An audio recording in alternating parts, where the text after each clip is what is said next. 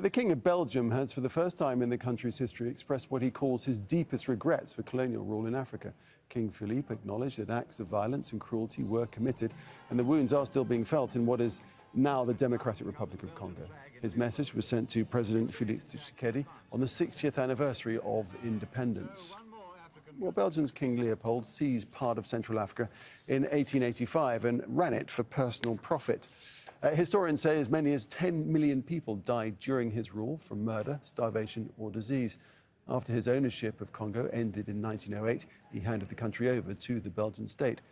Several statues of Leopold have been vandalized or torn down in recent weeks as part of protests against racism. During Belgium's colonial rule, mixed-race children were kidnapped from their families and placed in orphanages. 5 of them have filed a lawsuit against the Belgian state, accusing it of crimes against humanity. Their lawyer says babies born to Belgian and Congolese parents were known as children of shame. It comes back again, so much that it remains anchored, painful. When we were small, we did not realise because we lived, we survived in a way. After, with distance, it is painful. Let's speak now to Benedict Njoko, who is a historian and a Congolese political activist, joins us now from Geneva. Benedict, welcome to the programme. So we have this, the King expressing regrets, but does that go far enough? Thank you for having me. I think that excuses are not enough because we cannot just stop there.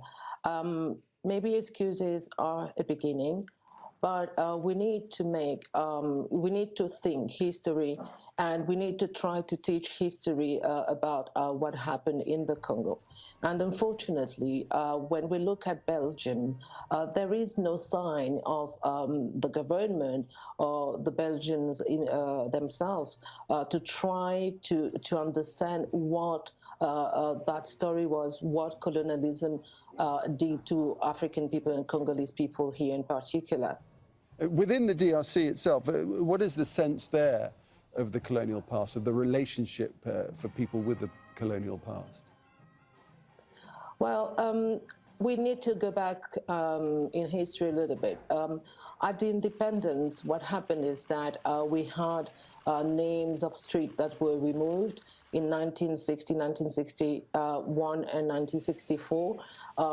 The cities were renamed also, and the statues, all the imagery of colonialism was taken away. But what happened in a certain way is that although all that imagery from colonialism was removed from public space, the structures of power in the Congo relied actually very much on the Leopoldian state, and this gone until today. So it is quite difficult for Congolese people to really reflect on that period in particular, because education is a disaster, and that memory is not confronted, and Congolese people didn't have the opportunity until now to write their own history. So it is difficult to reflect on those issues, and the Congolese state until today didn't take time to really try to tackle those problems. Right, so it's about education within the DRC, but also outside, of course, about re-education, getting it into school curriculums in Belgium, in Europe, really across the world.